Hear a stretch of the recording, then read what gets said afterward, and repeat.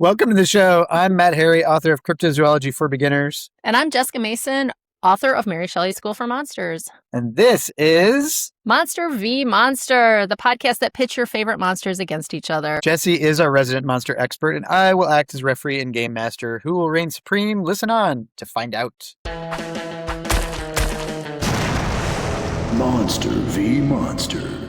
All right, let's introduce this week's guest. Moni Barrette is a comics librarian, published author, educator, and co-founder of the nonprofit Creators Assemble, which promotes popular culture, primarily comics and RPGs, in classrooms and libraries. Moni, welcome to the show. Hey! Yay, thanks for having me. I'm excited to fight with some monsters today. And I don't even think we talked about this yet, Jessi, but we say monster, it's a term of affection. Yes. I feel like monster has become, it's changed a lot in the last 10 years. Mm-hmm. And for us, it's like, so I was telling somebody about this show the other day and they're like, oh, so like Jeffrey Epstein? We like fun monsters, Not not like that. real monsters. All right, nobody Yeah. gets to be Jeffrey Epstein on this Yeah, show. I That think that is a hard no. Not fun. Yeah. So it's fun monsters all the time. And something we always do to start off the show, Moni, is we kind of talk about our creative monsters of the week. Again, reinterpreting monster in lots of different ways. So like something creatively we struggled with this week. Jessi, did you have anything like that this week? I never conquer anything. That is what I just want. What? No, I did. I conquered. I did conquer. Good. So this week it's about, so I'm typically the writer, but in indie comics, a lot of times that means, especially when you run your own company, you have a editor hat, you have a publisher hat, you have all these different hats that you wear. So giving notes, like one of my favorite things, because we always talk about this, and we've talked about this a couple of times as when we get notes as a writer and how we react to them as a creative. But when you have to give notes, it's always so interesting because I love giving the positive notes. I love this is awesome. I like the color of this, Mm-hmm. But then when you have notes that you do need to give the person and they need to be given and you need to give them in a way that they'll be received well, that it's not that the job was bad, it's that these changes will make it better. And I noticed I'm working with another publisher on this other project and their notes are very straightforward, like, and I'm like, I gotta girl that up a little bit, not girl it up, but like make it a little of the sandwich, something. This compliment sandwich. Yeah, the yes. compliment sandwich. But it's so funny because I was gathering these notes and they're all nothing negative. It's just little tweaks, and the whole time. But there was a lot of little tweaks and there's no big deal. There are just a lot of them. And I was like, okay, I'm going to send this. And I kept in classic, form, putting off sending the email. Like it's going to be so terrible, even though the notes everything's great. Everyone's so happy. It's just a few little things. And I finally sent it and the person's like, oh yeah, great. I'll do it next week. No big deal. But it's, it's just like I'm always having to I'm very careful with notes just because I'm on the receiving end a lot of times. Mm-hmm. And, you just never know when you're going to cross someone's creative line. Like that's the thing I do. Like that's the way I do it. Or like a phrase, just a word will throw somebody off sometimes. Yeah. And even sometimes like I'm not new to comics anymore, but like I didn't grow up that wasn't where I started my professional writing career. And so there'll still be times when I'm like, all right, I know I need to make this note and I need to make it correctly, not like in the wrong lingo, the wrong, yeah. So that was, I guess I conquered my procrastination. Yeah. My procrastination on sending notes when I worry about a few of them not being received the way that they're intended to be received. So, but it went great. I just want to say too, the fact that you put that much thought into it, you're already conquering more than 90% of the actual notes givers are actually doing. Like the people I work with, like that I get notes from, it's like they didn't put that much thought into it. They're just like, this is dumb. This is bad. It's so silly. I worked in development for a long time and I had a really good boss at this one job, and he was really good at delivering notes. And I learned a lot from him. I like to just say positive things. I tried to only have to say positive things, but that's not good. You can't just do that because then then it feels like you're not being honest with folks. No, you're not being honest and you're not going to make the project better, which is your role. Like I'm working on another comic series and the artist and the colorist, we're all in this little Facebook group together. It's like my favorite thing in the world because they went back and forth today about coloring and I was just like, I'm learning just a master class on like I didn't even penciling, know that was a making, hue. coloring. Yeah, exactly. I was like, what? Wow. The sun's coming from where? And I was just so impressed. I was great. like, you guys are teaching me so much right now. So that was mine. Mine was way more boring than that this week. So I have a book coming out next week that I've been talking about for months and months and months now. And I'm getting to the place where I'm having book events. And basically, it's like I have to be an event planner. And I don't like being an event planner. I'm not good at being an event planner. So I'm just trying to think about like, what can I do to make this fun, to like get people to come out. And, it's all very, I don't know if I've fully accomplished it. I mean, you came to the thing I had last week, I came to his Jessi, event, which I and appreciate. it was very fun. And I also thought that you did a lot of great things. Like you did the trivia contest, which I thought was, because he has a dystopian book called Ashland. And, you did a little reading, which was just like a little taste of the book. But then you had all this, you had like the non-alcoholic mojitos, the brownies. I always feel like food is good. Yeah. And then a trivia that we all like should have got 100% on, but only 2 people did because your brain is just like, I can't remember the name of that place. But yeah, Right. it was fun. And then you had someone asking you questions, which I did think was key because, it's a it's lot hard when to it's be up just there yourself. just by yourself. Yeah. So yeah. So that's a new thing. I definitely learned that since the last time I did it was like get a person to be there with you. So they're kind of like the host. And that way you don't feel like, hey, everybody, we're here for me or whatever. Me. Yeah. So it always just feels weird, right? It's like I think any of us who are kind of writers are a little bit more introverted. So it's hard to stand up in front of a room and be like, all right, let's talk about me now. Moni, what about you? What's something creatively you fought with this week? I resonated with both of yours because there was definitely like, I had to do accounting stuff for work. And I was like, this is not my background and it's pretty serious business. So like thinking of like putting it off and then like making, double checking the details. But like creatively, I think getting my head around, you said coming in, you're like, you're a published author. And I'm like, oh my God, I have a book coming out. Like, it's really exciting. I'm like entering your guys' realm for the first time. And getting my head around being like a salesperson or like doing my own marketing. Yes. Like part of what Creators Assemble was about when we started it was identifying the fact that like people who want to draw might not want to or be good at like, well versed in putting themselves out there and networking and finding opportunities and all the things that I've like tried to help other people do. I'm like, okay, it's my turn to walk the walk. And it's super uncomfortable. Like you said about event planning and be like, okay, we're all here to see me for my book. Or like, it's just a weird, I don't know if that's like imposter syndrome, like where you're kind of like, I want to invite everybody to come see me, but like that's how you sell books. And I'm sure you believe in your project. You've put lots of work in it. It's one of your babies. And I feel the same way as I'm just like, this can help people, but it's like putting it out there, putting me out there, putting my work out there. So yeah, I guess that's it. I haven't quite conquered it yet because the book doesn't come out until July, but getting like podcast opportunities from my publisher for like library stuff and all of that. I'm like, okay, we're really doing this now. Like, reaching out. This is your first book, you said? Yeah, this is my first published book. Thank you. It's for librarians. It's kind of like overcoming the burnout of the profession and also part programming guide. I actually do a lot of event planning in like library spaces.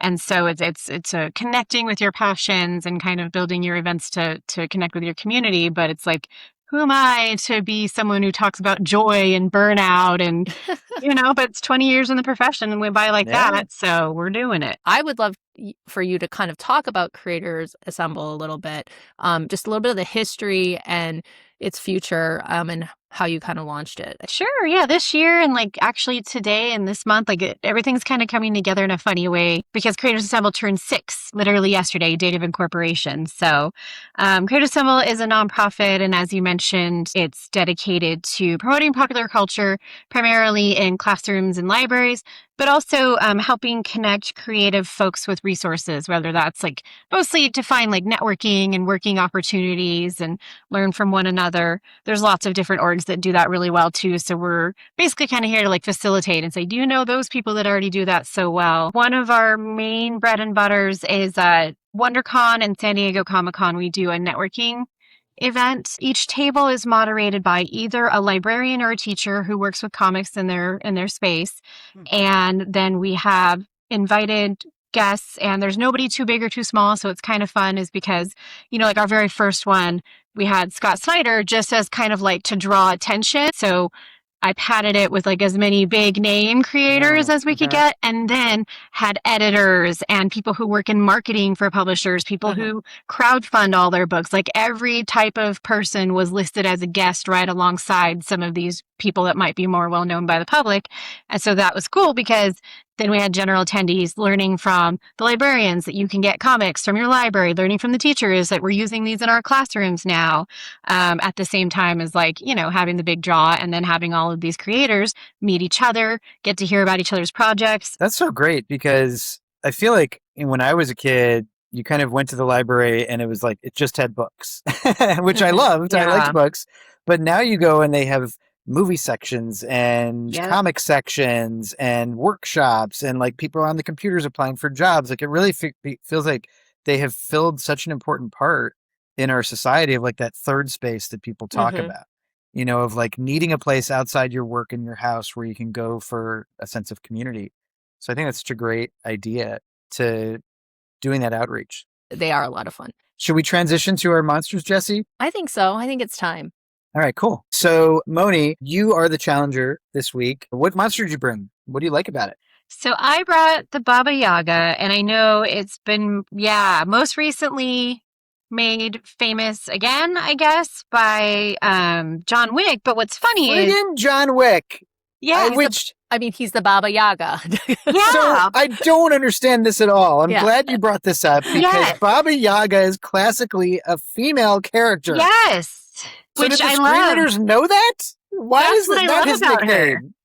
I'm like, she's so scary that they made the scariest man had to be the Baba Yaga. Like we got another guy taking a woman's job. I hate it. Yeah, no, and I came across her again fairly recently because Fantagraphics, I can't remember the name of the book, just came out last year with kind of like a monster of the day leading up to like past the holiday season. And cool. so it is kind of picture book style almost.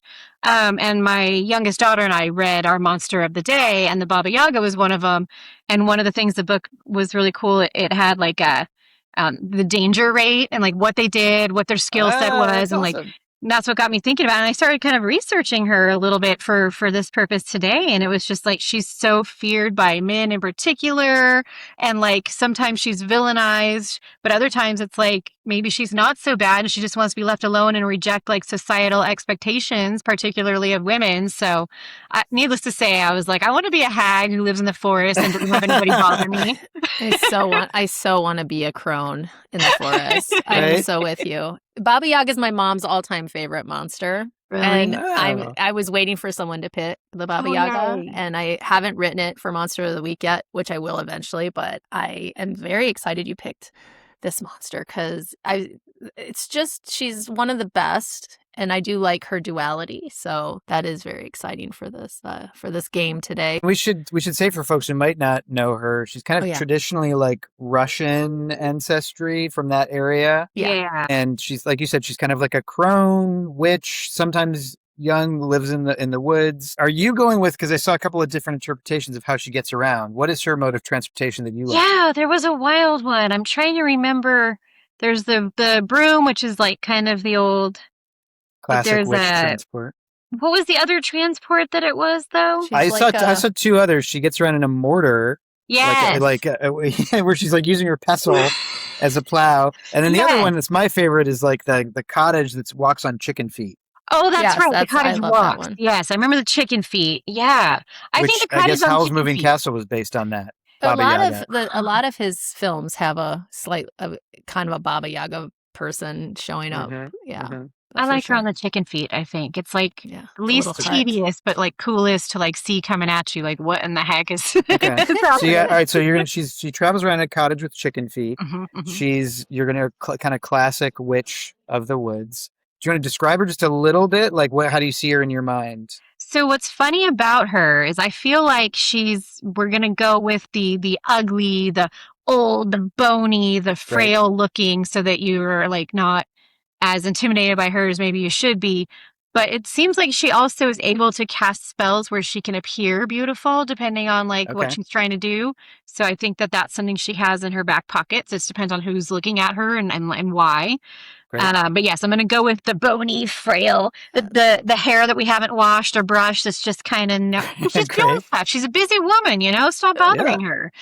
And if you want to do a Baba Yaga voice at any point, feel free. We encourage all Oh. kinds of voices. Oh my goodness. Well, that's super fun. And I just want to say, too, that I think it's amazing now. We've gotten to a great point of society where we now have children's books that explain monsters to kids. Yes. Whereas 100 years ago, a kid would be like, that's of the devil, like burn it. You can't teach kids about monsters. I mean, they would still be telling the story, but it would be to scare the child. Right, to scare away the crap from out the of them. forest or from the water. Yeah. Exactly. You'd still get the story, but yeah, it would be, yes, of the devil. All right, so in one round, we have Baba Yaga. Jessi, what are you going to bring to fight off this I creature? hopefully have chosen wisely, but I'm not sure. I have picked the Draugr, which is fun to say, the Draugr, which is from Norse mythology. It's kind of a supernatural Norse zombie or a ghoul, a revenant, so like something that is haunting or near something specific or somebody. Sometimes they're connected to trolls, but of the kind of the more Norse variety where it's more like the hidden folk or fairies, not so much, but they can become very giant. I like this monster, one, because it's so terrifying, but also that it can shapeshift. I mostly like to pick shapeshifters. It's not always, but so it's hard to find this character. Sometimes they have been associated with like a fallen tree, like a log laying down, or because it's kind of corpse-like. So I definitely will have like a tree-like trunky kind of vibe in my body. And I know I'm haunting something. I know I'm supposed to be, this is my specific Draugr. She knows she's supposed to be haunting somebody or something, but for the life of her, she can't remember who or what or why or what's going on. So I do have a tendency to wander my mountainous area a little confused. I do like to eat flesh when it's so inspired, and I'm pretty strong when I need to be. And I do have my troll powers that I will talk about when we get to it. Okay. All right. So we got our two monsters. We're going to kind of assign some stats now. We generally start off with I kind of give the stats that I was thinking about based on the creature you brought, and then you can kind of push back on one of them if you think that doesn't make sense for some reason. So we'll start with Baba Yaga. Baba Yaga is an old crone. She's been around a while. She knows a lot of magic. So I was giving her a mind of 16. But I think everything we know about Baba Yaga, she's not really strong in like the classic sense. Like even you were saying, she doesn't really use like her strength and dexterity to attack people. So I gave her a might of 10. Okay. And then her magic, I gave a 21 because I think she uses spells a lot and is pretty good at that. And then life points, I was a little unsure about. I feel like, kind of the average human probably has 12 life points. I think she's longer lived, so maybe like a 15. Okay. But I don't know. How does any of that sound? Good. Do we think 16 is good I feel like she's pretty clever and has a lot of experience. So for the mind? Yeah. You're saying more? You want more? Yeah. Like 19, 20? Yeah. Like 19 feels like a good witchy number. Okay. And so those are your stats. What attacks do you want her to have? So we get like several regular attacks. You can use as much as you want in this encounter. And then one special one you can use one time. It's kind of like your big power. So let's see. One is she uses a gaggle of geese to find her opponents and surround them and encompass them. Awesome. And then do I have to pick a specific spell? Like I think you just say that she's a spellcaster, and then in the encounter you could kind of use your witchy powers to do some stuff. Okay, so spellcaster is one, and then do you want me to say her big move right now, or? Yeah. Okay, her big move is she particularly children, but she'll eat you. She'll eat your bones, and so she lures you in and eats you. Good. Does she do does she unhinge her jaw? I think so. I'm thinking Deborah Logan, the taking of Deborah Logan, that scene where... Oh, yeah. Yes. That's rad. All right, cool. So when she's ready, she's gonna get up and try and chomp. Like she could eat a person whole or a child whole. Yeah. She can eat a child whole and maybe take a big bite out of like another creature. Nice. A debilitating bite. Good. All right. So that seems super fun. All right. So let's go to the Draugr. So you said you have a fallen kind of tree trunk body. Now this is classically, it's kind of like the Norse version of a zombie, right? So zombies are not known for their brains. So I was struggling with how low do we go on brains here? Just like, this is the Albert Einstein of zombies. No, I don't think I am the Albert.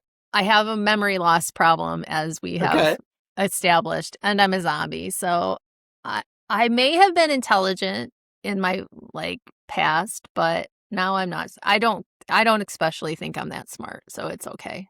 I was thinking 4. All right, that's really. I mean, I have to be able to breathe on my own. The D&D. Paramecium can breathe on its own. Paramecium's got a 0 mind. All right. What's a monster that would have a 4 that's comparable? Like a zombie, I guess, is what you think a zombie's a 4. I even think I think the zombies in D&D are like a 2 or but I don't a 3 think I'm like a normal zombie. I could be getting that wrong. Yeah. I don't think I'm like that kind of zombie. So I'll take a 4. I guess I just argued a little bit, but I didn't. So go ahead. I kept it though. I didn't change it. I knew that was going to be tough, but might wise, again, you can take a lot of damage. I don't know how super strong you are. You did say you have maybe troll powers. I was thinking I'm 18, pretty strong. 18 for might. Okay. You think stronger than that? I don't know. I want to hear what you're going to say for the third thing before. So you can shapeshift, you said?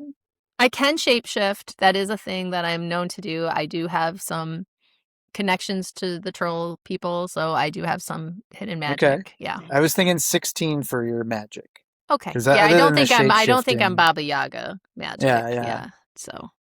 And then life points too. Again, maybe you're technically, I guess, immortal because you're a revenant, but I do think you could be taken apart fairly easily. So I was thinking like a 12 for the life points. No, that's so low. That's so low. Tell me what you think. What? No, I just don't think you were 12. muscle bound. You were like I'm like a Norse supernatural zombie. I mean, I said I had some bark camouflage, but I didn't mean I was like easy. Yeah, so you're not a rotten tree. I'm not a rotten tree. No. I will allow 17, but that's as low as I want to be. So you have more life points than Baba Yaga. What is Baba Yaga's life points? 15. Yeah, but she's like a frail woman sometimes. It depends on which form she's in. All right. I mean, I could be wrong. She's what? She's a 15? All right, I'll be a 15. How about that? Because if she's in her old form, she's easier. If she's in her giant whatever form, we're going to have problems. So yeah, we'll see. I also think, you're both kind of immortal, but I think that this encounter is like, who's going to do the most damage to each other? I mean, I feel like I am sure that I can be killed somehow. I just don't know how yet. You know what we need to do, Jessi, is we need a spin-off podcast, a side cast where it's like Monster Attorney. Yes. Where I come in and I'm like, here's the deal. And you're like, objection. My client does not. First of all, monster, excuse me. Yeah. That terminology is way old. Okay. Yes. Very offensive. All right. I think we've got these statted up. This feels pretty even to me. What about your attacks? You said shape-shifting is an attack. Is that a regular attack? No, my attacks are, hold on. Let's see. I have something called the Psyche Freeze. Okay. Which I will shapeshift into something my opponent cares about deeply, or at least something that they fear deeply or something. Okay. And this will paralyze them and stop them from breathing while they get caught up in the illusion. And sometimes that causes suffocation because that's one of my skills. Known ways I've killed people is with suffocation. Nice. This is a regular attack? This is a regular attack because it's not necessarily that can happen to a weaker person, but it is just a psyche freeze. I do it, and it's however Baba Yaga deals with it. My butt kicked here. Yeah, I like you're just walking around like you're going into McDonald's, and they're like, "Oh, that'll be $5." You're like, "Psyche freeze, psyche freeze." You're like psyche freezing everybody, and they're like, see their childhood bully. Yes. You walk off with a Happy Meal. Well, we'll go through it. If that one's too much, we'll tone it down. We'll see. Okay, all right. The other one, just the flesh rip. I just like to take a big old-fashioned bite out of my opponent Good. and try to get a big old chunk of them. And yes, Sure. I do eat it. That is my vibe. My big move is that I finally temporarily remember why I haunt this place, and I return to my more ancient form, which is a giant mountain troll who Ooh. loves to stomp on their opponent. Okay. Okay. So you were a giant mountain troll? This is your original My form? true form. But then Okay. I don't know how I became this Norse supernatural zombie, but Okay. there's some issues. I don't know, but I like that they're Another gotta connected to look troll. somewhere. Yeah. Now we can look at the psyche freeze if I should just it can just be like it can just take the breath away.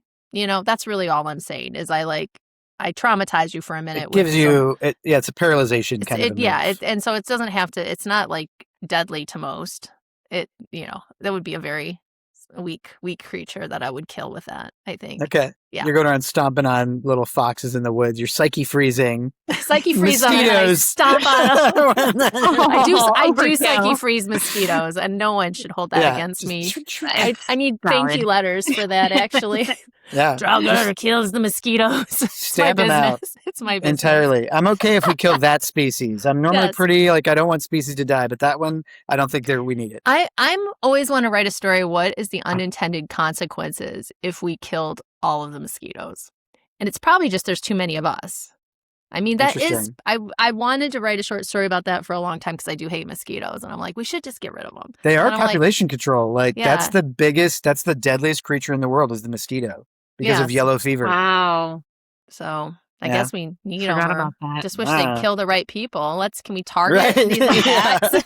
Yeah. Feed a bunch of mosquitoes That's into the next Washington. monster right there. That's it. Just a giant swarm of mosquitoes coming Weaponized. after your enemies. Okay, I that love might it. be my next monster, guys. I'm not I love kidding. it. All Love right. it. All right, perfect. So we got our monsters statted up here. It is time to pit monster v monster. All right, so I will be fully upfront with you both. When you brought these monsters, I was having a hard time figuring out how to get them together because they're not really Draugrs are kind of Norse, Baba Yagas all the way in Russia. So I'm gonna have to fudge your placement a little bit, Jessi, for your creature. I'm I mean, come on. That's what I was The thinking. Vikings, You're traveling around. We like to mess around, Right. find out. Yeah, Vikings kind of went around everywhere. So that's kind of what I'm thinking. And I There's some forgot where I'm backstory supposed to there. be, so that's Right. Yeah. You're just kind of I'm going wandering to help the you countryside. here. It Love it. makes perfect sense. Perfect. Oh So my the God. setting, I was going to start us off in the city of Pripyat, Ukraine, Ooh. which is dead center in the Chernobyl explosion zone. Uh-huh. Oh my God. It's early spring. The city is still almost entirely abandoned after the nuclear accident in 1986. There's crumbling buildings covered in moss, dangling power lines. The iconic yellow Ferris wheel is in the background. And in the forest on the edge of town, we can see some movement. And Baba Yaga, this is your cottage. You're moving through the trees on your little chicken feet. Creepy. And you are heading towards the destroyed reactor. You have heard, and this is true, that there is a fungus growing there. Mm-hmm. A very special kind of fungus that feeds on radiation. And you're thinking, because you make spells, you've come to harvest some of these special mushrooms for your spells. So roll a 6-sided die. I want to see how well your house comes to a stop. That is a 6. Okay, perfect. So you kind of come out of the woods, you do a little chicken pirouette and skid to a sweet stop, jump out of your cottage, and you're about to go up towards the crumbling reactor where you've heard these things might be. Do you have a staff? Do you have any accoutrement with you? Anything like that? I feel like I have a child's bone. Just some kind of long, a femur or some kind of Just long. you're chewing on it? Yeah. It's like a lollipop? You're licking a child's femur? Yeah. Great. And singing a creepy song maybe too, kind of just to Do you myself. want to drop us a few bars? Yeah. Oh. You know some Russian folk tunes? Don't mention music around Matt. You get yourself in big I trouble. think the Conjuring, that little tiptoe by the tulips, that one. Great. She's Sure. kind of, I'm sure we'll get sued by Insidious, but it's great. It's, yeah, it's creepy. creepy. That's the, yeah, there it is. That's the one. Perfect. We changed it just enough, you know? Mm-hmm. Yeah. I'm off key, so you can't sue us, James Wan. So you're kind of walking towards the reactor, and as you're going towards it, Jessi, your character is in a pile of refuse and garbage. And as this creature passes you, you detect a scent of Flesh. So I assume your goal is you kind of want to just attack folks, right? Do you want to come up behind her? Do you want to just bust out? What do you want to do? Quick question. She's chicken feeding with a hut on her. That's what No, we're at. she got out of the hut. She got The out, hut- so she's okay. So she's in her. I was hoping the hut would fall over and like crash, just like but crumble. she nailed a 6. She did like an amazing that's like right. I don't know what figure skating move. I just want to with make the sure chicken. she got out of there. And I think I'm gonna just go for a bite. You I'm could gonna grab wait. her. You could roll out and bite her ankle as she's passing.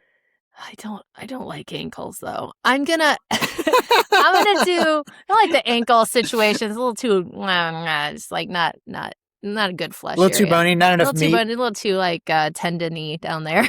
Okay. So I'm gonna try to lunge up at her and get a good bite. I want a bite of the shoulder, like right there. Yeah. Okay. All right, so roll die to see how you do on this move. Let me just double check your. If I can do that, if I'm allowed to lunge out of my No, space. you can do it. I'm just Okay. I got to remind myself because one of you had. Okay, so it's really Baba Yaga's magic and mind that. Yeah, you can do it. Okay. 2. Okay, so you're gonna kind of lunge out and startle her, but you're gonna stagger and kind of miss. I don't think you're gonna hurt yourself, but I don't think you're going to do her any damage because it wasn't the most graceful move. But she has tried to bite you. She clearly like her teeth clacked within a couple inches of your shoulder meat. So what do you want to do, Baba? Is that your first name? Baba means grandmother, Let's go right? with that. It's also like midwife and I forget that it stands for. I'll go ahead. Can I try to bop her with the bone in my hand? Kind of just like start her like whoosh. Sure. Okay. Do you want to put any magic sauce on that, or are you just going to swing it? What's kind of like a good deterrent for a zombie-like creature? Maybe like the little magic could be like pepper or something like you wouldn't like. You know, like when you give a dog, like, you want to deter them and you put something yucky smelling.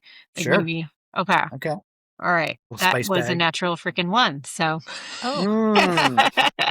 She tried to yuck my yum. It was very. So you're going to kind of swing it, but I think the little magic spice that you were putting on it makes the bone slip out of your hand, and it causes a puff of that hot spice that you're going to put in the zombie's face to puff back into your eyes. And so you're going to take just a point of damage, but you can't yourself. see. Any attack you have in the next round is going to be at a -1 because you got like hot spice in your eye. And, Lame. All right, so Draugr, you can do another attack now. I'm laughing still. It's like a cartoon. I've been lonely here. There's no living creatures, like the wolves every once in a while, and so I guess what I'm gonna now she can't see, she's staggering. I think I'm just gonna go for another bite. It seems safe enough. This time I'm gonna go for a thigh bone. Okay. Yeah.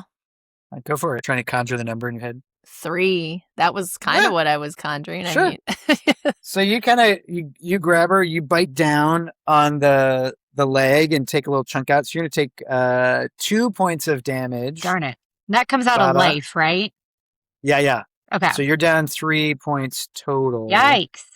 You're down to a 12. We're going downhill fast.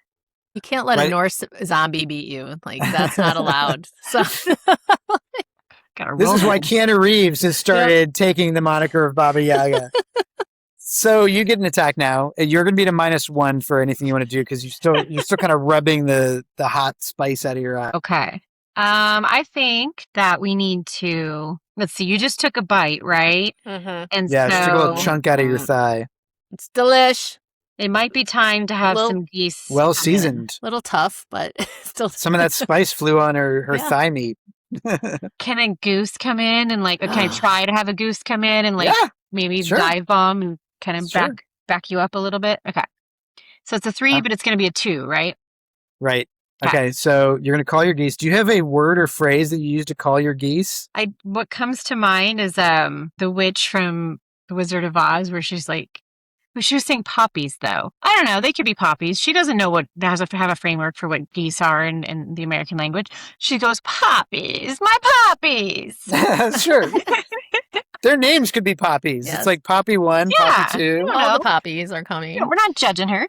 Well, Right. how many are there? Does she have to roll for each of them, or is it just the whole Well, swarm? because she calling the geese, she rolled a 2. Okay. I think a gaggle of geese is probably at least 6, Got it. right? Yeah. So I think you're going to get 2 geese to show up Okay.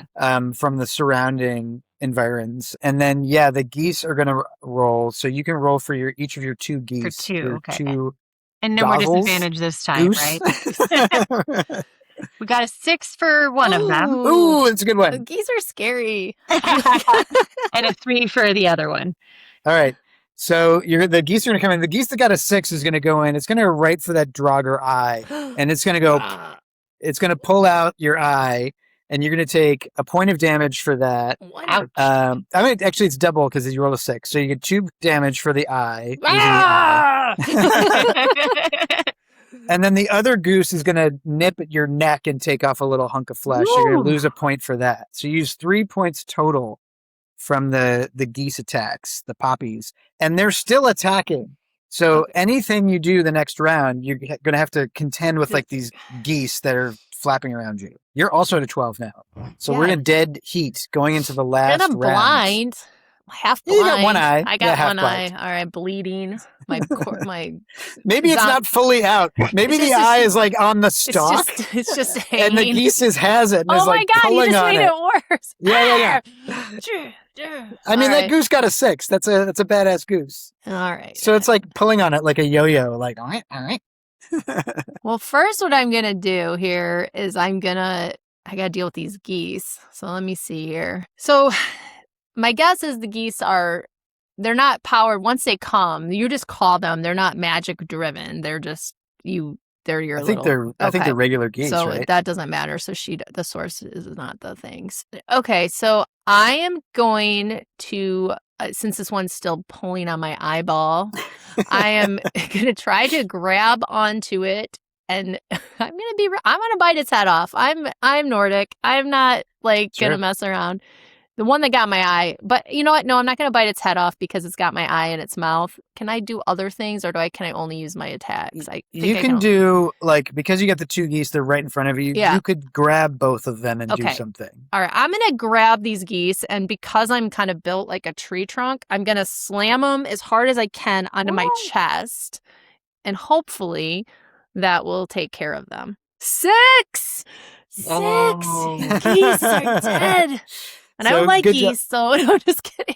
And so because you got a 6 too, you really deftly are able to remove the one that has your eye, kind of keep your eye. It's dangling down your cheek, hanging by a stalk. You might be able to pull it back in. But you grab that one, you grab the other one, you swing them around by their necks, breaking their necks, and you just bust them against your chest. An explosion of blood and bones and feathers. Like a mountain gorilla, but smashing 2 geese against you. I'm alive! I'm so energized by that. Oh my goodness. Draugr. Good times. Happy. Baba Yaga, you just killed 2 of your geese. Trying to put my your eye 2 back in. poppies. I cannot stand. I think, can I cast a spell to become a different, to look like a different person and confuse you for a moment and try to pluck out the eye the rest of the way? Sure. The retaliation is like a spell of confusion, sure. Yeah. What do you think you use to cast the spell? You're just using hand motions? Do you have little potions and sacks? Well, what I like too is that we're reacting to our geese, and we're like, ah! They were like this screeching, pissed off hag, and then I'm gonna kind of and be someone else and get this zombie kind of huh? And then pull that eye out. I rolled a 5. Okay, pretty good. Oh. So yeah, you're gonna be able to. I think so. Does this spell reach into the mind of the Draugr, or are you just creating something out of your own imagination? I think kind of like illusion. So I'm trying to think if I'm kind of crying over my geese and I kind of do this, when you go from your different face, Mm-hmm. yeah. Do you want to be a human, or you could be something inanimate too? We've just killed 2 geese. blood and feathers all over this thing. I mean, even if I turned into something you would see there, like a tree or something, like all of a sudden Sure. it's in front of you, you're not going to see it grab your eye. So yes, I think I'm a tree instead of a crying old hag, and the tree just pulls the eye right the rest of the way, hopefully. Okay, so I think we're going to do 2 rolls for that. So we'll do the first roll will be for being the tree. So you're a pretty good tree. You would really have to inspect you, and even down to the smell. Like you're kind of like you're very disguised right in front of them. So you have to do a roll to see, can you kind of like deftly reach forward and do this? It's a 3. So can I get that eye the rest of the way out on a 3? I think so. I'm just looking at your might is a 10, so it's not, you don't have like a negative. So you kind of use your tree branch kind of tilts forward and like grabs the eye and pops it off. So you're going to take 1 point of damage for that, Jessi, because you lost an eye. And you'll be at a little bit of a hindrance for an attack, just because you can't see out of one side. So I think we each get 1 more attack here. So we got tree branch is just ripped off your eye. You got blood and feathers dripping down your chest. This escalated quick. Yeah, we're obviously not teaming up. No. We're not that's not our kind of vibe. So I'm furious, but all this pulling of my eyeball situation has jogged a memory, finally. I can think straight, can think clearly. It's been years. Well, let's do a roll for that. Okay. I don't just get to decide my own fate. I knew it. All right, let me see if I get my memory back. Or one of my memories back. This is like me every time I try to remember something. I feel like I'm rolling a dice and whether I could do it. I don't know. So I think you can. I think you can. Yeah, you're not like at a detriment. You've just had your eye plucked out. It's jogging a memory. Well, I remembered why I'm here, because this is not where I'm from. Good. And I had gotten a distress call from an old friend who is a troll-like creature that lives in this area. Does he psychically call you? Did he call you on a phone? Psychically. Okay. Psychically called me. Yes. I want to get in the weeds of international roaming charges. You know how the trees, they have the underground network of communication. Yeah. He sent me a little message and had gotten himself kind of stuck in one of the old reactors. And so I came here to help and forgot what I was doing. That's great. But I also remembered that I have some other powers. So I've had about enough of this situation. So I think I'm going to use my big attack. I really wanted to use my psyche freeze, but it didn't come up, did it? I think I'm going to go big. I don't always use the big attack. So I am going to turn myself back into my old form temporarily, the mountain troll, which is quite large, and attempt to stomp out this pest, this Baba Yaga. Yeah. I think even if a tree branch had cut you in the eye like it did, you would still kick the tree. So it makes sense. I would still kick the tree. And now I'm just upset. And I will say us Norse type do have a little to do a blood feud properly, to go back and forth, tit for tat, eye for an eye, Literally. Exactly. So I at least can get an eye out of this. That's funny. All right, let me see here. Come on, roll. A 5, not terrible. Yeah, pretty good. So you have a great memory of what you used to be. Come back to your shape. You're 20 feet tall, 18 feet tall. What are we thinking? I'll take 20. 20 feet's fine. I'll take the highest number. The highest number sounds good. You kind of hulk out. You bust through all the remnants of your clothes. You're pissed off at this tree. Are you going to punch it? You're going to kick it? What are you going to do in your anger? Well, how tall is the tree? I think her size. I don't think you... Oh, okay. Your illusion went. I think you're 6 feet. I think I'm going to attempt to stop it. Am I above it? Or do I need to sidekick? You're bigger than the tree. I'm bigger than the tree. So I'm going to stomp on this tree just because I'm out of sheer irritation at this point. Okay. Oh, I got to roll for that. Yeah, do for that. Well, that's a 3. You still got her. You didn't miss. Yeah, I didn't miss. So you are going to get stepped on, Baba Yaga. She's going to step on you. And because she's in her troll form, there's going to be a +2 to this. Okay. And it is, she got, so it's 4 damage total. Okay. So you kind of get crushed. And I think this illusion spell, unless correct me if I'm wrong, is probably you have to be thinking about it to maintain it. So as soon as she steps on you, I think you're going to lose that illusion of the tree, and you're going to get kind of like cry. I think probably she even like broke your arm because you just got stepped on by a mountain troll. So your arm is crushed. Your left arm is kind of dangling there. You're in pain, laying beneath her. You have room for one more move, I think, before she steps on you again or punches you. So I can do my big move now? Is that... Sure, you can do it. I'm going to angrily whirl around. So that's how the illusion kind of comes. And in that movement, hopefully, assuming that I roll well enough, more geese surround, and so it's kind of dark. They're black geese, and they're kind of like, you said they're regular geese, but they're kind of like a little mangy, like their feathers kind of fall down. So you're kind of like surrounded by this like whirl of geese. And in that time, I am going to like rear back, hopefully maybe get bigger, whatever, but rear back with the jaw unhinged and be ready to like take a big bite.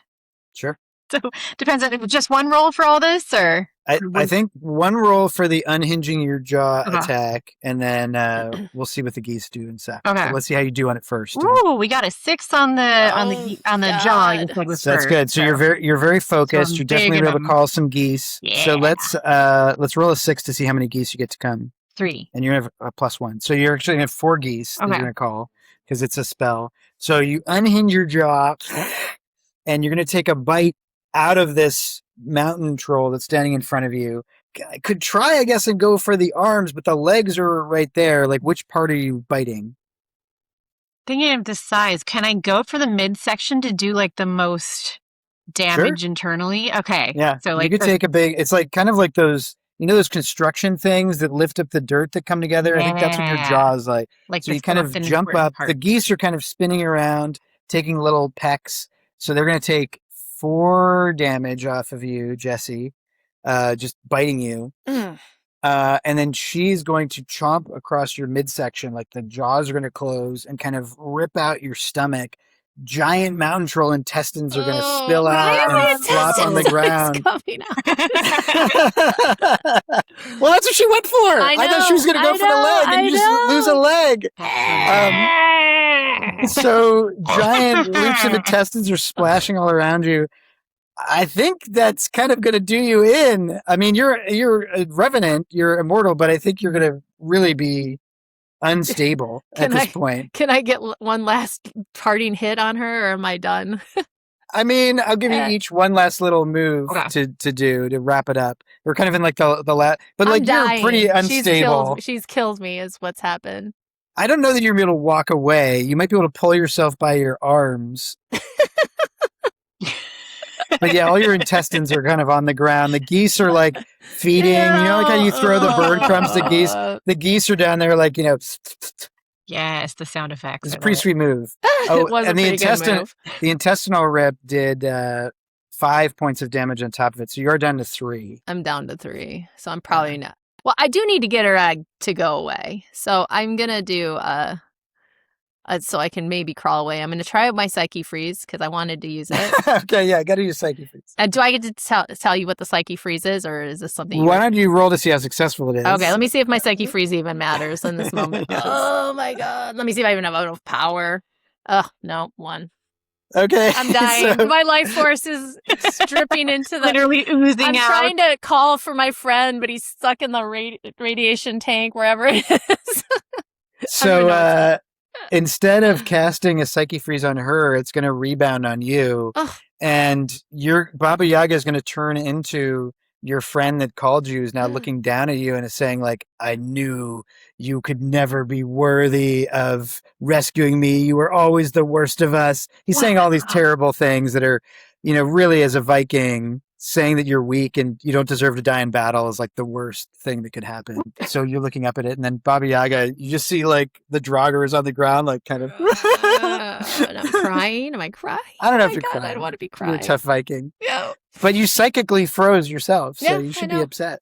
I was wondering if I could just out of spite, because I was on my way to just get some mushrooms for my potions and stews, and now I have this opportunity. I got bit out of nowhere. Broken arm. You got a broken arm. I would like to potentially take the other eye so that I could use it for future spells. Just on my way out. It's so I love it. Cruel. So Baba Yaga right there. Oh my God. All right, so do a roll to just see how dexterous you are. I rolled a 4. Yeah, you're pretty good. Do you want to take it, or do you want one of your geese to take it?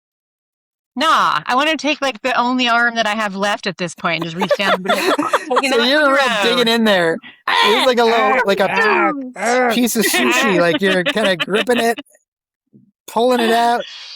Comes free with a real pop. Little pouch. You put it in your pouch. Great. Yes. And you just walk away. You head on to the reactor to go get your mushrooms. Maybe it's, like, tiptoe through the tulips with an eyeball. Now I'm gonna get these mushrooms in the reactor with me. I love it. Or something like that. Don't sue us. But, good job. Sorry, Draugr. That was rough.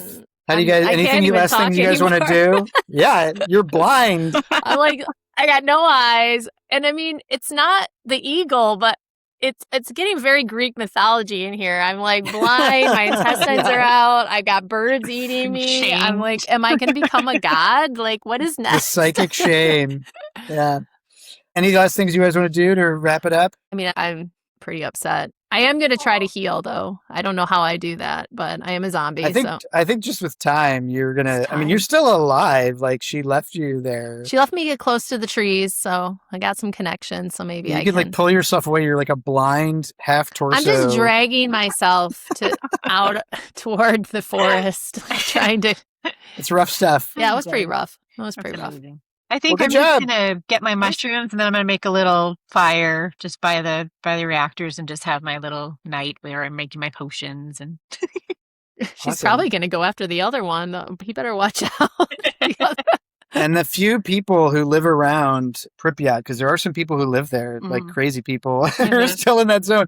They are now telling stories like, oh yeah, we heard this monster battle. We saw some glowing stuff around the reactors. Like, I think Baba Yaga's around. So the legend of Baba Yaga continues strong, I think, in the Ukraine region. So good job, both of you. That was super fun. I love that the dice always take us in a different direction from any place we intend. It is true. Anything you guys wish you'd done differently, or? That was fun. I mean, I would have rather not gotten chomped in half, but I mean, there's not much I could do about that.